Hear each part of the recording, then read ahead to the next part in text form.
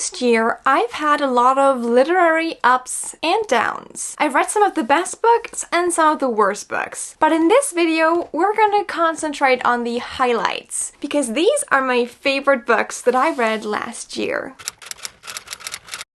Hi, hello, and welcome back! I'm so excited that you're here for my yearly wrap-up, kind of. Now, as you might or might not know, I have just reached my reading goal of 250 books, which I think is a personal best for me, and I don't know if I'm supposed to be proud of it or slightly disturbed. I'm gonna go with proud just because I feel like I should be more proud of myself, but anyway. Today I'm gonna focus my energy on the best books that I've read in the last 12 months, because let's be honest, there were a lot that were incredible. Now I have to say, a lot of these are romance books, because I just read a lot of romance books last year, and that's okay. So I've picked out my 13 favorite books. Don't ask why it's 13. It just is. By the way, I would be very interested to know about your favorite book of the year, so please tell me down below what your favorite book of last year was, and also tell me if you have any opinions on my favorite books. Because my opinion is just that, my own.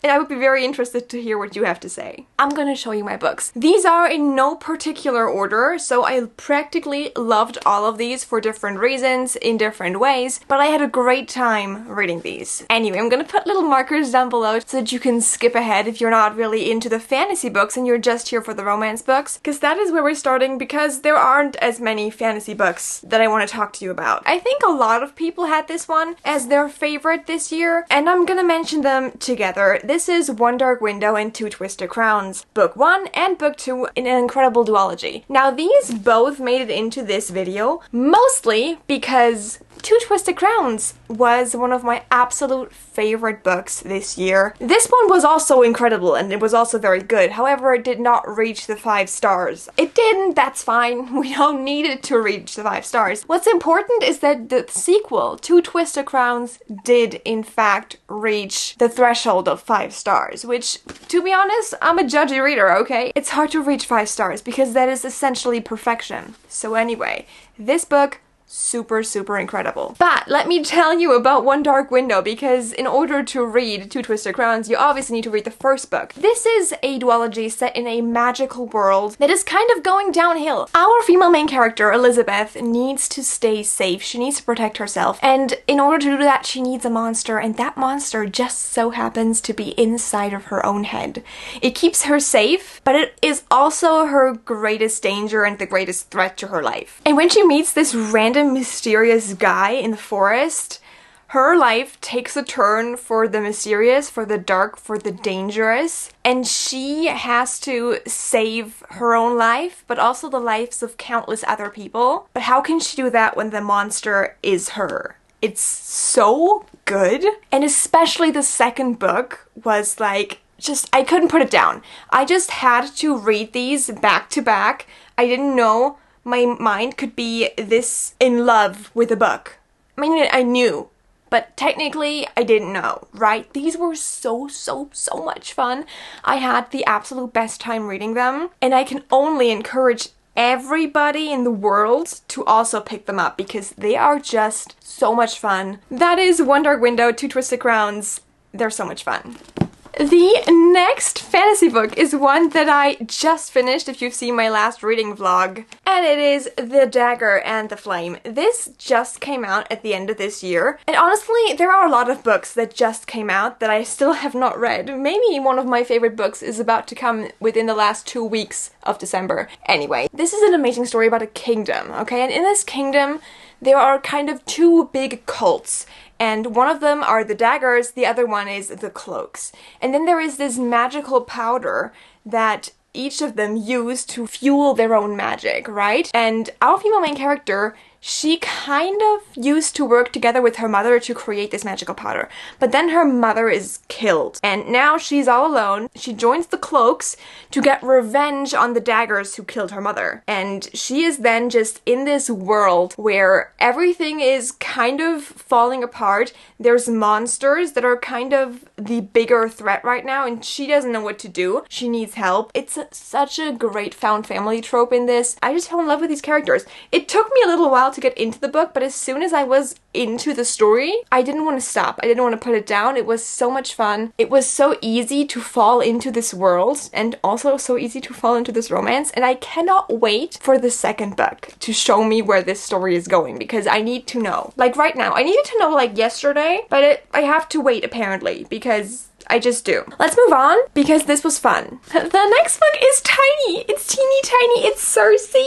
Look at her. Like compared to my face, she's small. She's an itty bitty book, but she's thick. This is Cersei. It is the story of Cersei, the goddess Cersei, goddess of witchcraft. It's so much fun. I might be a little biased because I am obsessed with Greek mythology. Overall, it was just such a fun story of taking a character that is oftentimes more like villainized in stories because we know Cersei from other stories, right? We know Cersei from the Odyssey. We also know Cersei from Percy Jackson. Well, some of us do. But Cersei itself, it's her story, it's how she came to be, and it's such an incredible story of how she grows up with these gods that kind of don't understand her and don't listen to her, how she is then exiled to her island, about her entire world, and how she meets these great heroes that come to her island, how she has to protect her island from others who want to either destroy it or destroy her, and how everything just happens to her. It's so pretty. It's also just like so beautifully done. The story itself is so sad, but also so beautiful, and I just fell in love with it. And if you've been thinking whether or not you should pick up Cersei, do it, because it's an amazing book. Now we're moving away from the fantasy. Well, we're kind of moving away from the fantasy because our next book was my absolute favorite book of the last year. Okay, this was my absolute highlight. It was just the absolute best. This is As Long as the Lemon Trees Grow. Now I have the Illumicrate special edition of the book. This is what the normal cover would look like. It's still gorgeous. Now I'm not saying this is fantasy, okay? This is a romance set during the Syrian Revolution. So it's very much not a fantasy, but at the same time we have kind of like some fantastical elements. So in this book we are following our protagonist. Her name is Samala, and she sees this man who she knows is kind of like an hallucination, and he tells her things that are kind of happening in Syria. But she is a nurse, she's a healthcare professional, and she decides to stay there, help in a hospital during this revolution, during this civil war that's going on. But at the same time she knows that she has to flee because her sister, who she lives with, has a child, has a baby, is about to give birth, and she's like, okay, I need to protect my sister, I need to get her out of this land. But at the same time, it has her conflict of being like, this is my home, and I don't want to have to leave it behind because this is all that I am. And then she meets this guy who's kind of a little bit of a rebellish person, and he is determined to stay in Syria, to stay behind to aid his homeland because he's like, okay, I need to stay. The two of them obviously fall in love, and then it's just this whole thing of them being like, okay, one of us wants to stay, the other wants to leave. What do we do? How do we get out of this? Do we get a happy ending? It's so sad, but so beautiful. And I am absolutely obsessed with this book. If you take anything from me, from what I've said this past year, take this. Take this book and read it because it is amazing and my absolute new favorite book. Like, this is so good, so emotional, so sad. So please, if you ever see this book, pick it up. And now let's move to all of the fun, fluffy, favorite romances that I read. I think it's best to start with small town cowboy romances because, let's be honest, I've read a lot of those and a lot of those were actually the best books I've read this year. There's 4 of them, 4 small town cowboy romances. The first one does not come with any surprises to you whatsoever. This is Reckless by Elsie Silver, okay? I don't have any words. I don't think I need to explain to you the importance of the Chestnut Spring series. I read this in January, okay? It's been a while, but I still love this book with every fiber of my being. This is the story of Winter. Winter gets out of a very toxic marriage. She's kind of a little lost. She doesn't know what to do with herself. So what she does then is to just hook up with Theo. Now this results in an accidental pregnancy, and this is just proof that I actually do love the accidental pregnancy trope if it's done good. Anyway, I'm not here to defend this. If you want to, you want to. If you don't like it, don't try it. But this is my absolute favorite book of Elsie Silver's, just because it has so much magic in it. Theo technically doesn't know that she is pregnant, and she doesn't really tell him until after the baby is born. He kind of figures out that she has a child, and he also kind of figures out that it's hers. This one, so emotional, so good, so heartwarming as well. All of Elsie Silver's books are just like liquid hope to me. Well, it's not really liquid, is it? It's like hope on paper, but I just love them. I love the vibes that they give. I love everything about these, and I especially love everything about this book. It was so amazing, and it's definitely my favorite Elsie Silver book out there. Like, I've read them all, and this is my favorite. Sticking with small town romance, Cowboy, done and dusted. I know this is also not an unpopular book, alright? We've seen this book, we've seen it happen. It is another small town cowboy romance. I've read 3 books in that series, and the first one was just the best one. This is a small town, my brother's best friend kind of romance, where our female main character, who used to be like, she used to ride all the time, but she got in an accident, and then she has to return to her hometown, and she's too scared to get back in the saddle. However, nobody in her family knows that she got hurt.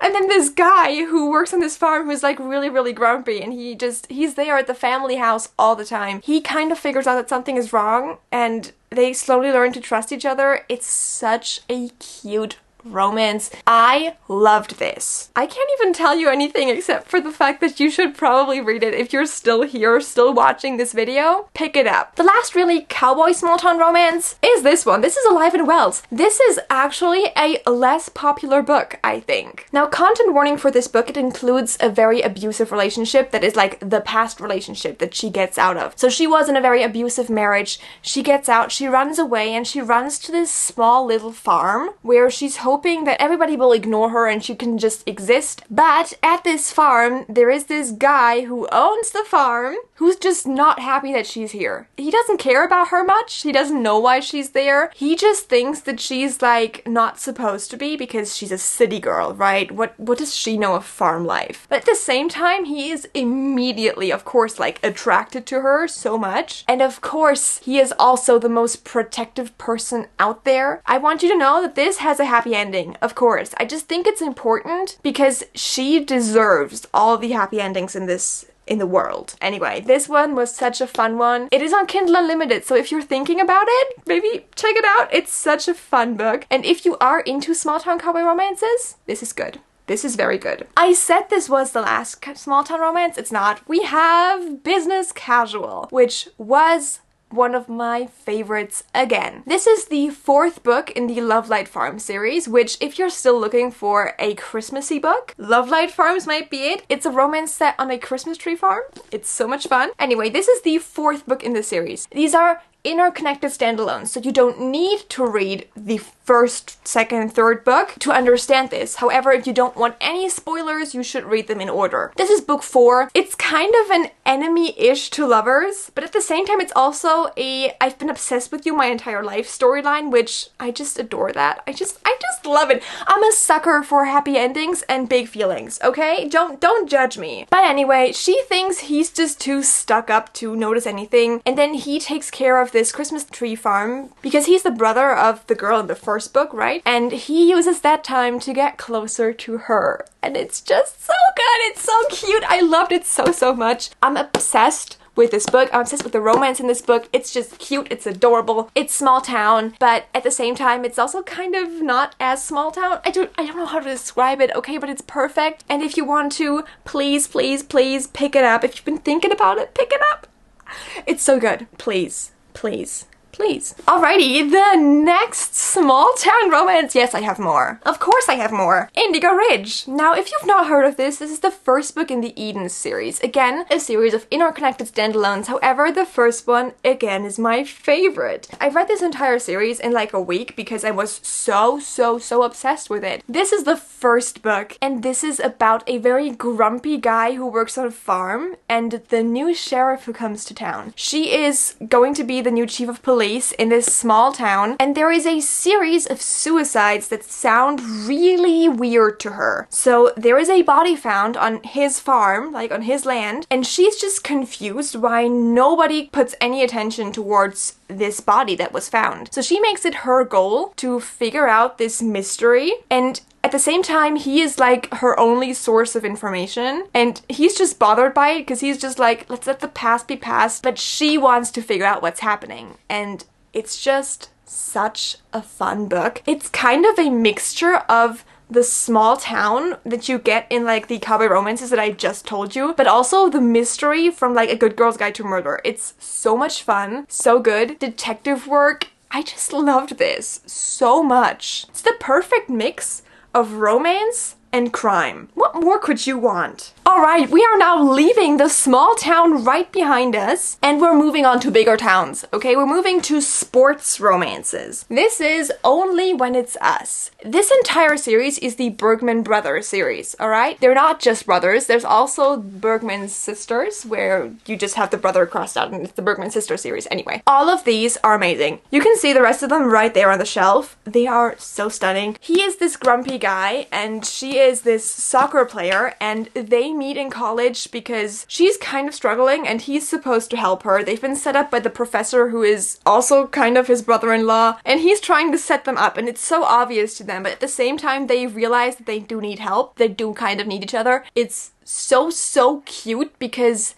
this entire series focuses so much on disabilities and how people can still be people despite the challenges that life gives them. It's so amazing. I inhaled every single book in this series because they were just so much fun. And the first one, I have to say, was my favorite. These books, they gave me hope. Now, of course, I wouldn't be me if there wouldn't at least be one hockey romance in here. And we have The Fake Out by Stephanie Archer. I absolutely adored the first book in the series. This is, again, second book in the series of interconnected standalones. I don't know how many times I've said interconnected standalones, but it has been one time too many. This is a hockey romance. So she is the physiotherapist for this hockey team, for the Vancouver Storms. And her ex used to be a hockey player for a different team. But now her ex is joining the team, and also they have a new captain. And together with this new captain, she decides to fake date him to like kind of fix up his image, of course, because he's a little bit of an arrogant dick. But she decides to do that to just get her ex super angry because she just wants to get back at him because he ruined her life. So why not ruin his life in exchange? But at the same time, the guy, Rory, he's just actually really cute and a sweetheart. He teaches her how to skate, and he's just overall a very nice person. So of course this turns into more than just